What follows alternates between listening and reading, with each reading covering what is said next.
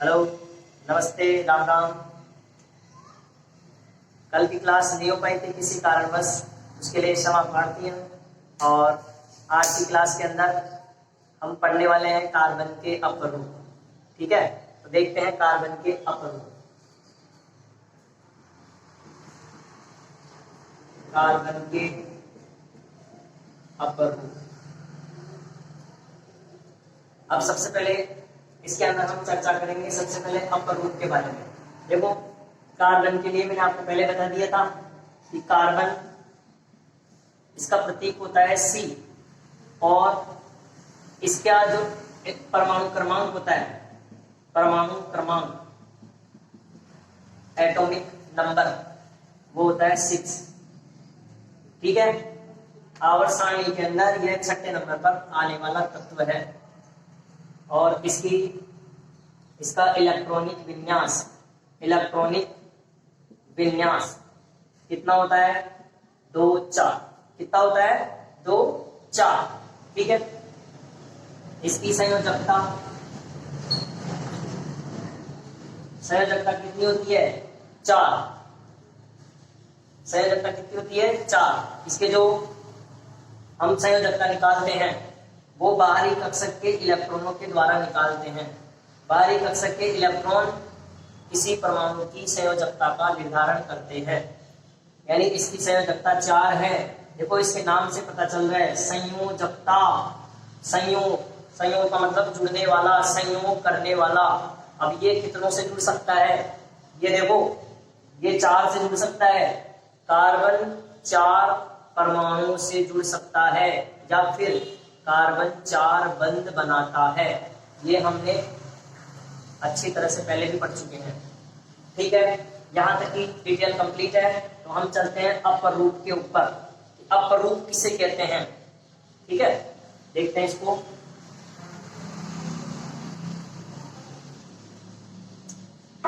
इस अपरूप को मैं एक एग्जाम्पल की सहायता से समझाने का प्रयास करूंगा। ठीक है, जैसे देखिए, ये कार्बन है, इसका प्रतीक होता है C। ठीक है, अब एक एग्जाम्पल ले रहा हूं मैं हीरा, एक एग्जाम्पल ले रहा हूं ग्रेफाइट, एक एग्जाम्पल ले रहा हूं फुलरीन, एक एग्जाम्पल ले रहा हूं मैं काजल। ठीक है, इधर ले रहा हूं कोक। ये कुछ एग्जाम्पल हैं। ये सभी यौगिक जो बने हुए हैं, ये सभी पदार्थ कार्बन से मिलकर बने होते हैं। किससे मिलकर बने होते हैं? कार्बन से।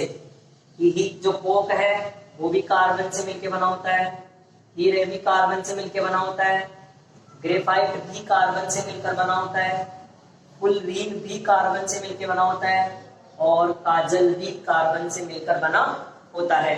वैसे और एग्जाम्पल है इसके, जैसे मैं एग्जाम्पल लिख देता हूं, कास्ट चारकोल, ये भी कार्बन से मिलकर बना होता है, जंतु चारकोल, और ले लेते हैं गैस कार्बन। ठीक है, और एक और ले लो, कोल। मतलब ये सभी यौगिक कार्बन से मिलकर बने होते हैं, लेकिन इनके गुणधर्म भिन्न भिन्न होते हैं। या देखिए, जो हीरा होता है, हीरा चमकीला होता है। कैसा होता है? चमकीला। ग्रेफाइट हम जो पेंसिल यूज लेते हैं, पेंसिल प्रयोग लेते हैं, जिसको रूल बोलते हैं, उस रूल के अंदर जो काले रंग की छड़ होती है जिससे हम लिखते हैं, वो ग्रेफाइट होता है। आपने सेल, जो पुराना सेल हो या नया सेल हो, आप उस सेल को तोड़ते हैं तो उसके अंदर से एक काले रंग की रोड निकलती है, काले रंग की एक छड़ निकलती है। वो छड़ किसकी होती है? ग्रेफाइट की होती है। कौन से कलर की होती है वो? ब्लैक कलर की, थोड़ी थोड़ी चिकनी होती है। तो ग्रेफाइट कैसा होता है भाई? ग्रेफाइट होता है चिकना, काले रंग का। फुलरीन, यह हल्के काले रंग का। ठीक है, काजल काले रंग का, लेकिन इसके गुण अलग है। मतलब हम यहाँ क्या पढ़ रहे हैं? अपरूप, कि ये क्या है? कार्बन। कार्बन है एक तत्व। क्या है? तत्व। और तत्व के बारे में हमने बताया था, एक ही प्रकार के परमाणुओं से मिलकर बनने वाला क्या कहलाता है? तत्व। जैसे सोना, सोने का एक टुकड़ा लेंगे, उस सोने के टुकड़े में जो भी परमाणु होंगे सब सोने के ही होंगे। ठीक है, यानी तत्व एक ही प्रकार के परमाणुओं से मिलकर बना होता है, जैसे सोना, चांदी, तांबा। और वैसे मैंने आपको आवर्त सारणी के अंदर तत्वों के बारे में विस्तार से समझाया था कि टोटल तत्व कितने होते हैं? 118 तत्वों में से हमारा एक तत्व कार्बन भी था। अब देखिए, ये सभी किससे मिलके बने हुए हैं? कार्बन से। ठीक है, कार्बन क्या है? एक तत्व। यानी ये तत्व अलग अलग रूपों में पाया जा रहा है ना। कार्बन एक तत्व है और कोई तत्व अलग अलग रूपों में पाया जा रहा है। ये जो कार्बन है वो अलग अलग रूपों में पाया जा रहा है और इनके गुणधर्म क्या है? सबके भिन्न भिन्न है, सबके गुणधर्म अलग हैं। देखो, हीरा चमकीला होता है, कठोर होता है, ग्रेफाइट नरम होता है, मुलायम होता है, काले रंग का चिकना होता है, ये हल्के काले रंग का ये भी चिकना होता है। काजल तो सबने देखी होगी, जंतु चारकोल, गैस कार्बन, काष्ठ चारकोल, ये जो लकड़ी से मिलता है, जो जंतुओं से मिलता है चारकोल, वो जंतु चारकोल होता है। ठीक है, यानी ये सभी क्या हैं? ये सभी एक ही तत्व के रूप हैं, एक ही तत्व कार्बन के ये रूप है और इनके गुणधर्म भी क्या है? अलग अलग हैं। तो ये सब क्या कहलाएंगे? ये सब कहलाएंगे भाई अपरूप। क्या कहलाएंगे? अपर रूप। देखो इसको, कि जब कोई तत्व अलग अलग रूपों में पाया जाता है, कार्बन बहुत से रूपों में पाया जा रहा है यहाँ पे, कि जब कोई तत्व अलग अलग रूपों में पाया जाता है और इन सब के गुणधर्म क्या होते हैं? भिन्न भिन्न भिन्न भिन्न। और जब इनके गुणधर्म क्या होते हैं? भिन्न भिन्न होते हैं, तो ये सब क्या कहलाते हैं? अपर रूप। ठीक है, अपर रूप की क्या परिभाषा बनेगी? जब कोई तत्व, यहां से देखना, जब कोई तत्व अलग अलग रूपों में पाया जाता है और इन सब के गुणधर्म क्या होते हैं? भिन्न भिन्न होते हैं, तो ये अपर रूप कहलाते हैं। ये सब कार्बन के अपर रूप हैं। किसके अपर रूप हैं? कार्बन के। देखते हैं इसको, लिखते परिभाषा यहाँ पे। तो चलो ठीक है, देखो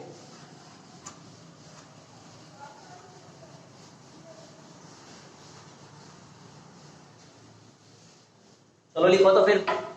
जब कोई तत्व, यहां लिखेंगे हम अपर रूप। अपर रूप की परिभाषा, जब कोई तत्व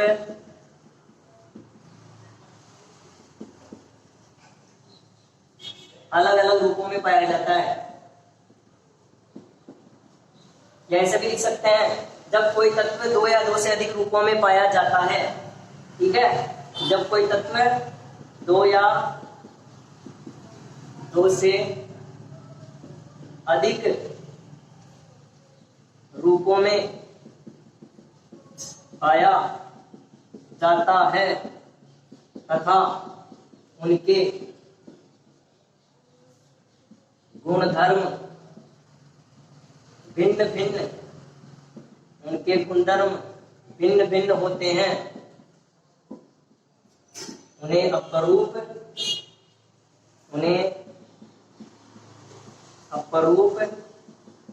कहते हैं।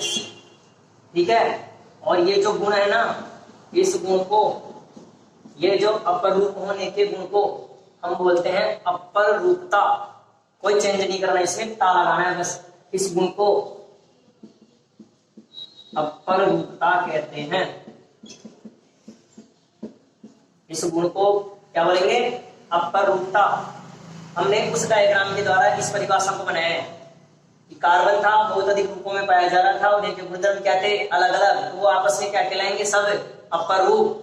ठीक है, कार्बन के अपर रूप। तो लिखते हैं यहाँ पे, देखो, कार्बन के अपर रूप।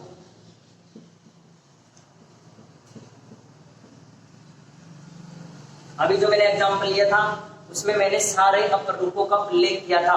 अब उन अपर रूपों को हम दो भागों में बांटेंगे। ठीक है, कौन कौन से? ये जो कार्बन के अपर रूप होते हैं ये दो प्रकार के होते हैं। कितने प्रकार के होते हैं? दो प्रकार के। पहला क्रिस्टलीय अपरूप, क्रिस्टलीय अपरूप, और दूसरा अक्रिस्टलीय अपरूप, अक्रिस्टलीय अपरूप। ठीक है, कितने अपरूप हो गए? 2। कार्बन के अपरूप कितने हो गए? 2। अब इनको 2 भागों में क्यों बांटा? अभी मैंने एग्जांपल लिए थे वो सब कार्बन के अपरूप थे। ठीक है, मैंने 6 और 3 9 एग्जांपल लिए थे, उनमें सब किसके अपरूप थे? कार्बन के। लेकिन इनको 2 भागों में बांट दिया, अलग अलग। अलग अलग क्यों बांटा भाई? जिनकी निश्चित संरचना होती है वो तो आएंगे क्रिस्टलीय अपरूप में, और जिनकी निश्चित संरचना नहीं होती है, जिनकी संरचना फिक्स नहीं है, वो किस में आएंगे? अक्रिस्टलीय अपरूप में। ठीक है, उदाहरण देखते हैं इनके अपन। क्रिस्टलीय अपरूप, क्रिस्टलीय अपरूप की अभी परिभाषा लिखाऊंगा। वे अपरूप जिनकी निश्चित ज्यामिति होती है, निश्चित संरचना होती है, उन्हें क्रिस्टलीय अपरूप कहते हैं, और जिनकी संरचना निश्चित नहीं होती है उन्हें अक्रिस्टलीय अपरूप कहते हैं। देखो, क्रिस्टलीय अपरूप में आएगा, एक आएगा हीरा, एक हमारे पास आएगा ग्रेफाइट। ठीक है, ग्रेफाइट, और तीसरा क्या आएगा भाई? फुलरीन। ये कार्बन के क्रिस्टलीय अपरूप होते हैं। इनकी ज्यामिति होती है, इनकी संरचना होती है निश्चित, और ये अक्रिस्टलीय अपरूप जिनकी कोई संरचना नहीं होती, फिक्स संरचना नहीं होती, वो क्या कहलाएंगे? अक्रिस्टलीय अपरूप। इनमें लिखो कोक, कोल। ठीक है, कोक, कोल, जंतु चारकोल, जंतु चारकोल, कास्ट चारकोल, काजल, और गैस कार्बन, गैस कार्बन। ये कौन से हो गए? अक्रिस्टलीय अपरूप। इनकी निश्चित ज्यामिति नहीं होती है। आपको एग्जाम में, हमारे एग्जाम में जो विस्तार से दे रखा है वो दे रखा है क्रिस्टलीय अपरूप। हमारे जो बोर्ड पेपर में आएगा वो क्रिस्टलीय अपरूपों के बारे में पूछेगा। अक्रिस्टलीय अपरूप के केवल नाम दे रखे हैं, तो हम नाम ही पढ़ेंगे इनके कि अक्रिस्टलीय अपरूप कौन कौन से होते हैं। ठीक है, और क्रिस्टलीय अपरूप कौन कौन से होते हैं बताइए। क्रिस्टलीय अपरूप किसे कहते हैं? वे अपरूप जिनकी निश्चित ज्यामिति होती है, जिनमें कार्बन परमाणु निश्चित व्यवस्था में व्यवस्थित होकर आपस में जुड़ते हैं और निश्चित संरचना बनाते हैं, उन्हें क्रिस्टलीय अपरूप कहते हैं। क्रिस्टलीय अपरूप के उदाहरण बताइए। आप बताएंगे हीरा, ग्रेफाइट, फुलरी। ओके, चलो ये अपरूप। अभी क्या देखा था हमने कि जिनकी संरचना निश्चित होती है, जिनकी ज्यामिति फिक्स होती है, जिनमें कार्बन परमाणु एक निश्चित व्यवस्था में जुड़ते हैं, वो अपरूप कौन से अपरूप कहलाते हैं? क्रिस्टलीय अपरूप। और जिनकी संरचना निश्चित नहीं होती है उन अपरूप को हम बोलेंगे अक्रिस्टलीय अपरूप। तो कार्बन के अपरूप हम पढ़ चुके हैं कि कार्बन के अपरूप 2 प्रकार के होते हैं, क्रिस्टलीय, अक्रिस्टलीय। जिनकी ज्यामिति निश्चित वो क्रिस्टलीय में, जिनकी ज्यामिति निश्चित नहीं वो अक्रिस्टलीय में। ठीक है, और हमने जो नेक्स्ट एग्जांपल लिया है वो लिया है हीरा। कार्बन के क्रिस्टलीय अपरूप लिए हैं जो 3 होते हैं, हीरा, ग्रेफाइट, फुलरी। ठीक है, तो हीरा। अब हम यहाँ हीरे के बारे में समझने वाले हैं। ये है हीरे का स्ट्रक्चर, हीरे की संरचना, हीरे की संरचना। अब इसमें देखो, इस संरचना से हम कुछ विशेष तथ्यों के बारे में अध्ययन करेंगे। ठीक है, तो ये हीरे की संरचना होती है। अब हीरे की संरचना में देखिए, ये जो डॉट्स है ना, ये जो बिंदु है, ये बिंदु नहीं है, यहाँ पर एक कार्बन परमाणु है। यहाँ जहां भी बिंदु दिखाई दे रहा है वहां पर एक कार्बन परमाणु है।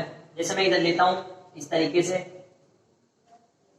हम ये स्ट्रक्चर पहले पढ़ चुके हैं, आपको याद हो तो इस तरह का स्ट्रक्चर हम पहले भी पढ़ चुके हैं कि यहाँ कार्बन है, यहाँ भी कार्बन है, यहाँ भी कार्बन है, यहाँ भी कार्बन है और यहाँ भी कार्बन है। ठीक है, तो हीरे के अंदर एक कार्बन परमाणु अन्य 4 कार्बन परमाणुओं से जुड़ा होता है। देखो, ये संरचना है। इस संरचना में देखो ये वाला जो कार्बन है वो अन्य 4 कार्बन से जुड़ा हुआ होता है। देखिए इसमें ये कार्बन परमाणु अन्य 4 कार्बन परमाणु से जुड़ा होता है। अब ऐसी संरचना हम पहले पढ़े थे, ठीक है। कैसी ज्यामिति बनेगी? इस तरीके से